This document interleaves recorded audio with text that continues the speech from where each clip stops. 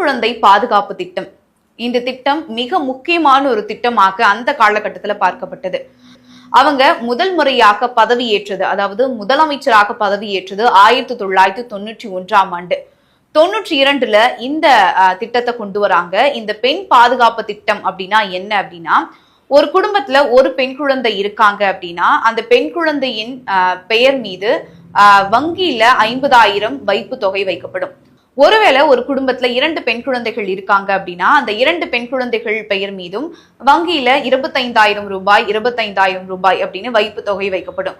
அவங்க வளர்ந்த பிறகு, அதாவது சரியாக 20 ஆண்டுகள் கழித்து இந்த தொகையுடன், இந்த 50,000 வட்டியுடன் சேர்த்து இந்த தொகை அவங்களுக்கு கொடுக்கப்படும். இதனால பெண்கள் உயர்கல்வி படிப்பதுல மிக உதவிகரமாக இருந்தது.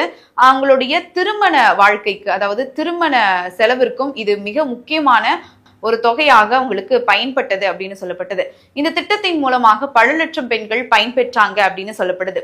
ஜெயலலிதா அம்மையார் அவர்கள் முதல்வராக பதவி வகித்த பிறகு இந்த உதவித்தொகை அதிகரித்தது.